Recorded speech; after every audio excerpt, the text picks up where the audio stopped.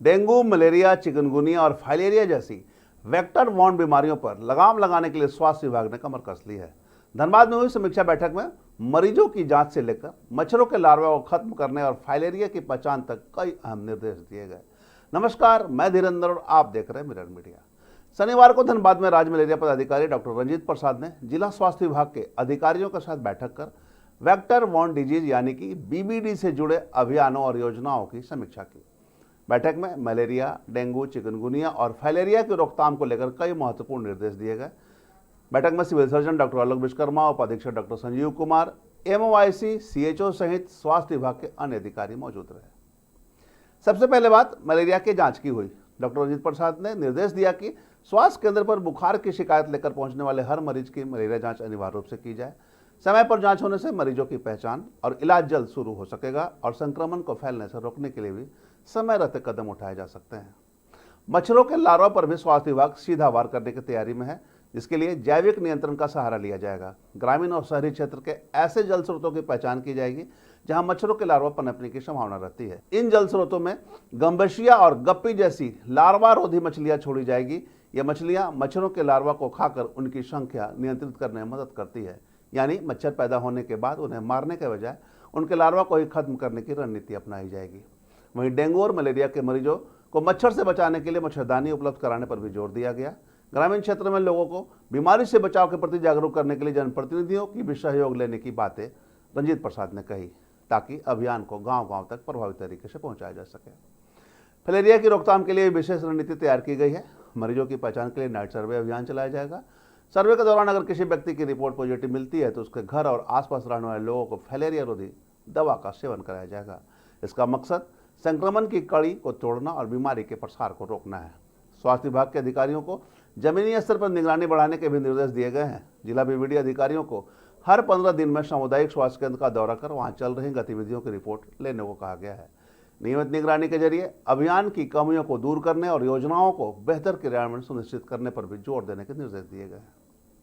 आज जिले का भ्रमण किया मैंने और समीक्षा की, और जो भारत सरकार का लक्ष्य है कि सभी स्वास्थ्य संस्थानों का क्वालिटी सर्टिफिकेशन, इनका certification by the end of 2026 हो जाए, और उसमें जो भी हमारा कमियां हैं, लक्ष्य की पूर्ति में जो भी परेशानी आ रही है, उसकी डिटेल समीक्षा कर और जो जो बातें हैं उनको, टेक्निकल बातें भी उनको सभी को बता कर, तो सभी सीएचसी के प्रभारी को भी बुलाया गया था और सभी पीपीएम, बैम, टीपीएम, डैम वगैरह सभी लोग थे और उसमें विस्तृत चर्चा की गई। क्वालिटी के भी बारे में चर्चा की गई और vector borne disease control programme का जो भी लक्ष्य था उसकी पूर्ति में जो भी किया जा सकता है उसके बारे में भी विस्तृत चर्चा की गई और बहुत सारी विस्तृत टेक्निकल बातें हुई हैं इसमें। सर, जो बात जिस तरह से निरीक्षण किया आपने, सीएचओ लेवल चाहे एमओआईसी लेवल पे कितना जांच हो रहा है? ये स्लाइड का जांच जी, जो टारगेट है उसके अनुसार किया जा रहा है। एग्जैक्ट नंबर तो मैं अभी नहीं बता सकता हूँ, लेकिन टारगेट लक्ष्य जो है उसके अनुरूप कार्य हो रहा है। उसमें क्रॉस चेकिंग भी की जा रही है स्लाइड्स की, और उसके अनुरूप जो भी पॉजिटिव आ रहे हैं उनको प्रॉपर इंटरवेंशन भी किया जा रहा है, उनको दवा भी दिया जा रहा है। बहुत इलाकों में सीएचओ और एमओआईसी लेवल पे जांच नहीं हो रही थी, शिकायतें भी आ रही थी, तो आपके निरीक्षण में ऐसी कुछ बातें सामने आई? नहीं, मैं सीएचओ लेवल तक तो गया नहीं अभी, लेकिन जो हमें फीडबैक मिला उसके अनुसार थोड़ी सी कमी है।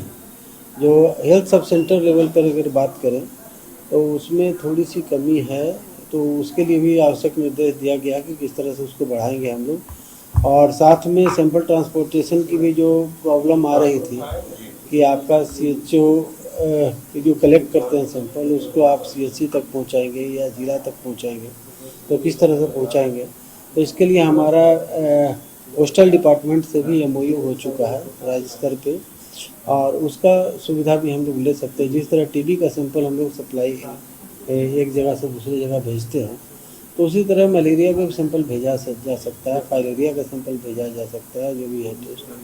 अभी डेंगू का सीजन आने वाला है, तो उसके तैयारी के क्रम में भी जो भी एलाइजा बेस्ड टेस्ट होता है, जिसके लिए उसको भी स्ट्रेंथन करने की ज़रूरत है। अब चूँकि एलाइजा बेस्ड टेस्ट जो होता है राज्य जिला में केवल 2 ही स्थान पे हो रहा है, सदर हॉस्पिटल पे होता है, एक मेडिकल कॉलेज में हो रहा है आपका, तो दोनों जगह पे सैंपल का ट्रांसपोर्टेशन को स्मूथ करने के लिए जो भी किया जा सकता है उस पर हम लोग चर्चा किए हैं और एक स्मूथ चेन बनाने की कोशिश की जा रही है, जिससे कि कहीं भी अगर एक भी इंडेक्स केस मिलता है तो हम लोग मास सर्वे करके उसको देन एंड देयर वहीं पर मिटिगेट करने की कोशिश करेंगे और उस पर एक्शन किया जाएगा। धनबाद में तो फंड का कोई समस्या है क्या? फंड की कहीं कोई समस्या नहीं है, न धनबाद में समस्या है, न राज्य में किसी तरह की समस्या है। और मैंने इन्हें बताया भी है कि आप गैप्स को देखिए, जहाँ जहाँ भी गैप्स है उस गैप्स को आप एनालाइज कीजिए, पहले तो असेसमेंट कीजिए कि क्या क्या कमी है आपकी, उसके हिसाब से गैप्स निकालिए और उसके लिए आप जो भी फंड मांगेंगे वो आपको आपूर्ति की जाएगी। जैसे पहले ये भी जो मरीज हो गए उनके पहनावा और उनके चप्पल वगैरह का उसमें भी टेंडर अब तक नहीं हो रहे हैं। नहीं, टेंडर की अब बात नहीं होगी क्योंकि हमारे एक एनजीओ हैं जिनसे कि बातचीत चल रही है और उन्होंने ऑफर किया है कि हम लेप्रोसी के मरीज को जिस तरह से हम चप्पल देते थे, कस्टमाइज चप्पल, उनके सर पैर के साइज का चप्पल लेकर, होता क्या है कि टेंडर में आप जो लेते हैं तो एक यूनिवर्सल साइज की चप्पल ले ली जाती है और उसको सभी को बांट दिया जाता है, जो कि किसी के पैर में साइज का आता नहीं है तो वो हेल्प करने की जगह इंजरी ज़्यादा कर देता है। आप साइज का चप्पल नहीं देखें तो देखिएगा कि जगह जगह उसमें अल्सर हो जाएगा, ब्लिस्टर हो जाएगा।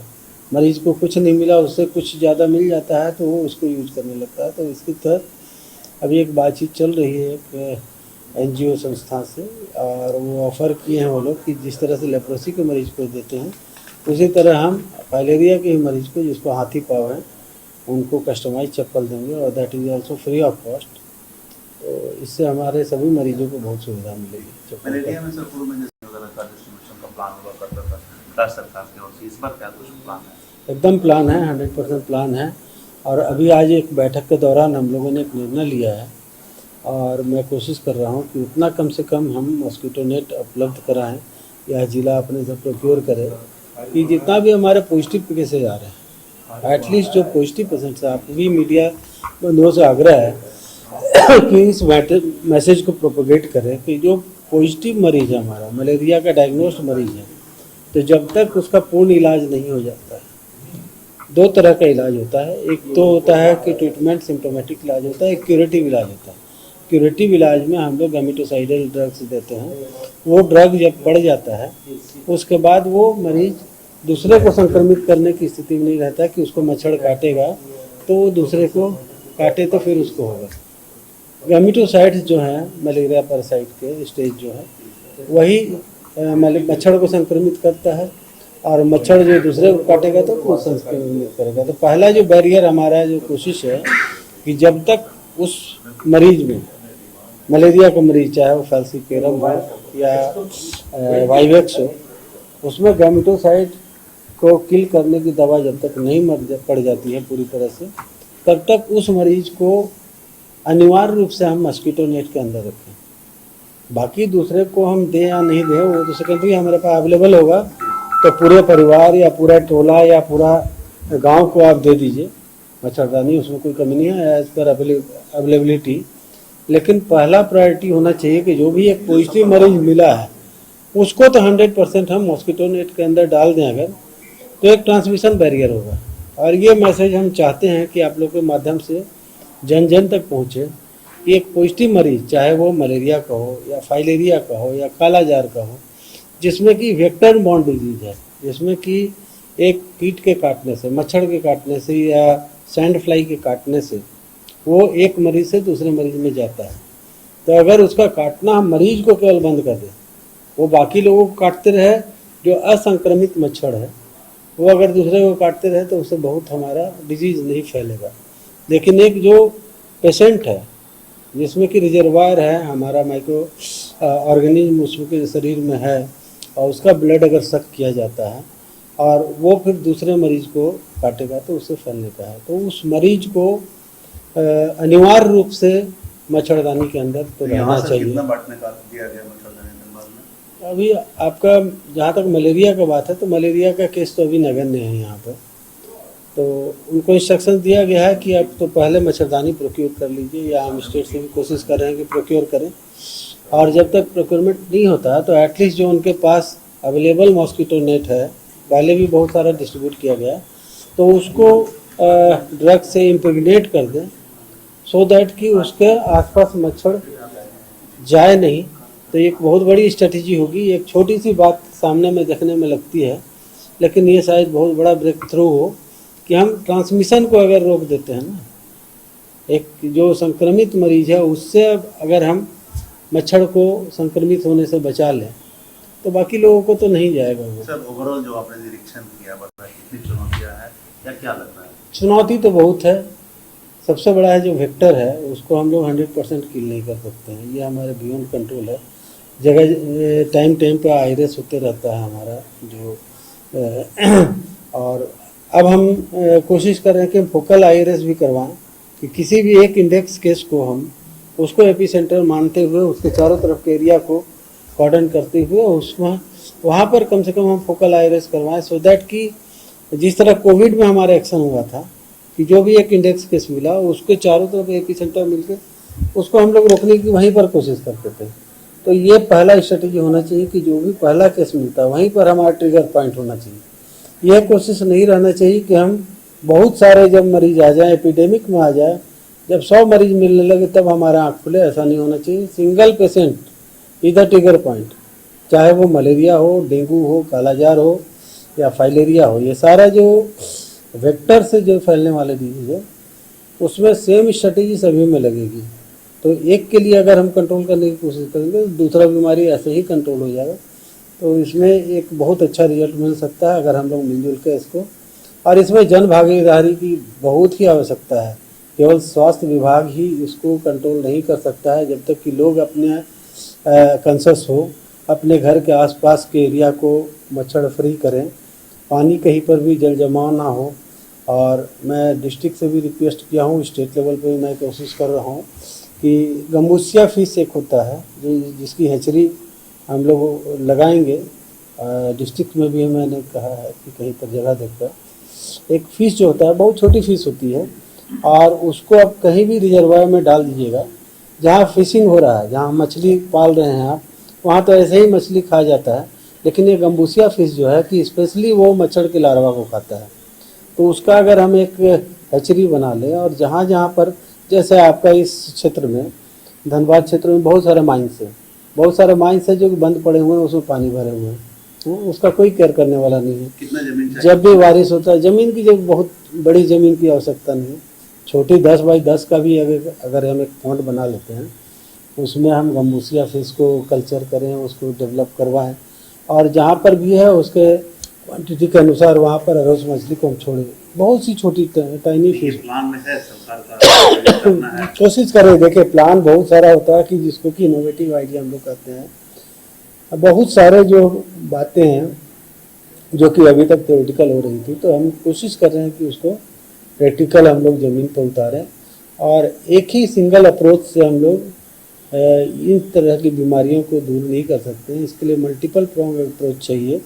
और साथ में मैं फिर से रिपीट करूंगा कि जन भागीदारी, हमारे जो पब्लिक रिप्रेजेंटेटिव है उनको भी सामने आना होगा, चाहे वो गांव के मुखिया हो, सरपंच हो, हमारे एमएलए सर हों या एमपी हों या जितने भी हमारे जो नेतागण हैं, बुद्धिजीवी हैं, सभी को मिलजुल कर इस बीमारी से लड़ने के लिए सामने आना होगा, तभी हम लोग इस पर विजय पा सकते हैं।